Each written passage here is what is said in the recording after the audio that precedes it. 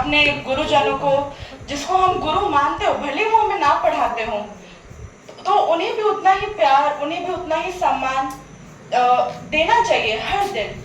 अब जैसे बात हुई कि मेरी मुलाकात सर से कैसे हुई थी, तो मुझे जैसे मैंने 10th दे दिया था, तो मम्मी बोल रही थी कि आप देखते हैं कहाँ कोचिंग में डालना है। तो अब आया कि हम बातचीत कर रहे थे कहाँ पे डालना है। तो फिर फिजिक्स के लिए मम्मी ने बोला संतोष सर है, तो उनके पास तुम जाके देखो। तो पहले बात हुई थी कि मैं जो कोचिंग है वहाँ पे पढ़ लूँगी, यहाँ पे नहीं। तो जैसे पहला क्लास था, तो मैंने सुना था कि सर आईआईटी की प्रिपरेशन कराते हो, और मन में बहुत लोगों ने डाल दिया था कि अब तुम 11th में आ गई हो, पीसीएम ले लिया है, तो तुमको अब आईआईटी करना ही करना है। और मैं एवरेज स्टूडेंट रही हूँ, मुझे कोई शर्म नहीं है बात बोलने में, क्योंकि मैं हर दिन अपने आप को बेटर करने का ट्राई करती हूँ, भले ही बेटर बनूँ ना बनूँ, पर कोशिश करती हूँ। तो मुझे बहुत डर लगा था। तो सर आए और सर ने देखा कि सब बच्चे बहुत मुरझाए हुए से हैं, वो कोई कुछ ज़्यादा बोल नहीं रहा है, सब दुख के बैठे हुए हैं। तो सर ने पहली बात हमें यह कर दी, जो मुझे आज भी याद है, कि हम यहाँ पे सिंपल फिजिक्स पढ़ने के लिए आपको कुछ नहीं करना, आपको भी आईआईटी नहीं सोचना, आपको सोचना है कि आपके पास 3 मेन सब्जेक्ट्स है, फिजिक्स, केमिस्ट्री, मैथ्स, इसको अच्छे से पढ़ना है। जितने अच्छे से आप बाकी सब्जेक्ट्स को अभी तक पढ़ते आ रहे हो, इसमें अपना 100% डालना है। आईआईटी होगा, जरूर होगा, पर पहले इस पे ध्यान देना है। तो ये चीज कभी किसी ने बोली ही नहीं, सबने बोला कि आईआईटी करना है, जो बेसिक चीज है, जो कि आईआईटी तो ठीक है, बट उसके अलावा भी। तो ये चीज सर ने बताई, तब मुझे थोड़ी राहत मिली।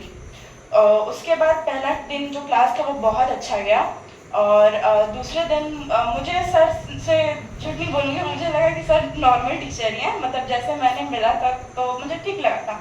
तो अगले दिन क्या हुआ, जैसे कि सर पढ़ा रहे थे, तो सर ने देखा कि कुछ बच्चों को दिक्कत हो रही है और वो बोल नहीं पा रहे हैं, जैसे बहुत बच्चे बाहर से आए थे, या जो इंट्रोवर्ट है, जो ज़्यादा एक्सप्रेस नहीं कर पाते खुद को। तो सर सबके पास जाके पर्सनली बैठ के उनका क्या डाउट है, क्यों डर रहे हैं, क्या परेशानी है, हर चीज़ सामने से जाके पूछ रहे थे, अपने आप को बोल रहे थे कि कोई दिक्कत नहीं है, सब ठीक है, तुम लोग आए हो, विश्वास रखो, सब अच्छा होगा।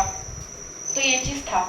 तो तब पता चला कि सिर्फ एक टीचर के पास नहीं आई हूँ, तब सर से लगा कि नहीं, गलत जगह नहीं आई हूँ, भरोसा रखना चाहिए, आगे जाके पक्का कुछ अच्छा ही होगा। तो फिर बाद में क्या हुआ कि मेरे पापा ने बोला कि थोड़ा वहाँ जाना दूर पड़ता है, सर घर में पढ़ा देंगे तो कोई दिक्कत है? मैंने बोला नहीं, कोई दिक्कत नहीं है। तो फिर मम्मी ने बात किया कि घर में रहेगा तो घर में पढ़ा दीजिएगा। तो पहला दिन जैसे मैं आई तो मेरे साथ उत्कर्ष था।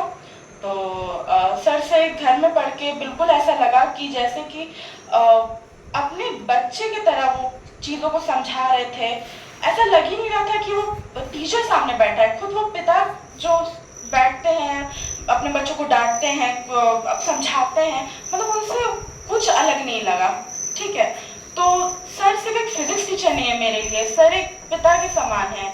और उनका मुझे कुछ भी बोलना, जैसे कि मुझे पहली बार नालायक बोला था किसी टीचर ने, तो मुझे बहुत अच्छा लगा था कि चलो, मैंने मम्मी को बोला कि सर ने नालायक बोला, मैं बोली कि अब बोलना चाहिए, मतलब कि कोई टीचर तुमको बता रहा है कि तुम क्या हो, तो अच्छा बात है, वो तुम्हारे अंदर की जो भी चीज़ है वो तुमको समझा रहा है। ठीक है, तो सर की बातों का बुरा नहीं मानो, क्यों बुरा मानना है, वो भले के लिए कह रहे होंगे, अगर वो तुम्हें डांट रहे हैं तो उनमें उनका कोई फ़ायदा नहीं ना है, आप ही का फ़ायदा है।